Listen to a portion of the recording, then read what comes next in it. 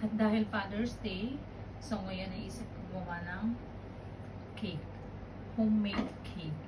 Pero syempre, ang gagamitin natin ay itong cajun bar.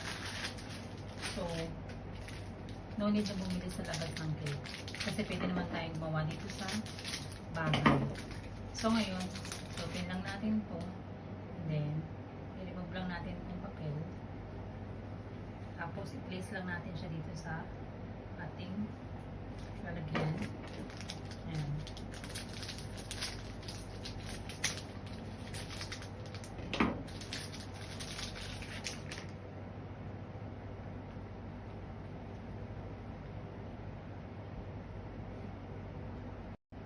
So, ito na. Nilagyan na natin dito sa ating baking pan.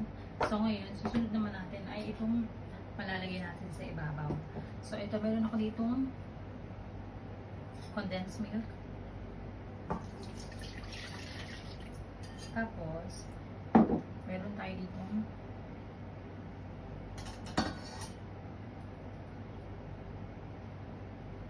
milk again. Pero konti lang ilalagay ko kasi ayoko ng sobrang tamis ba. Tapos, meron tayo ditong Copico Brown. At syempre, ang ating Mr. Gulaman. White na gulaman. Tawin lang natin siya.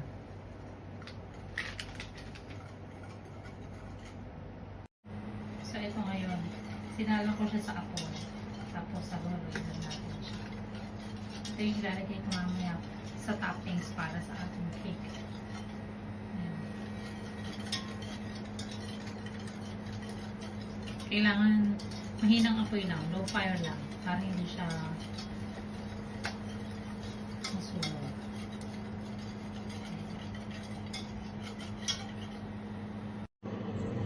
Ito na yung itatoppings natin dun sa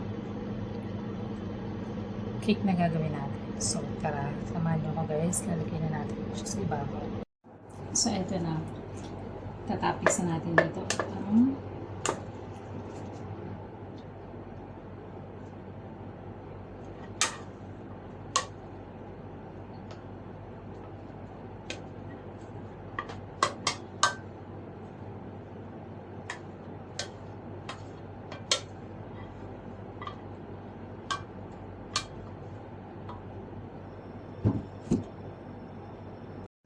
Ito na yung ginawa kong cake. In-slice ko na.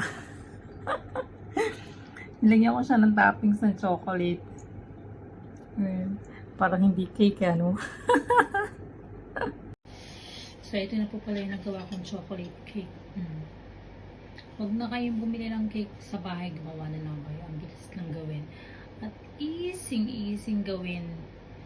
Nilagyan ko ng toppings yung chocolate ito. Para siyang style cookies and cream. Try natin.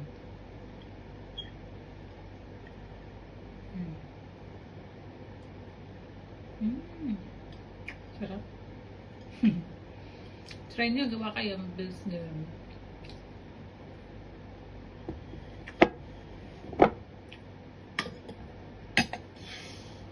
Thanks for watching.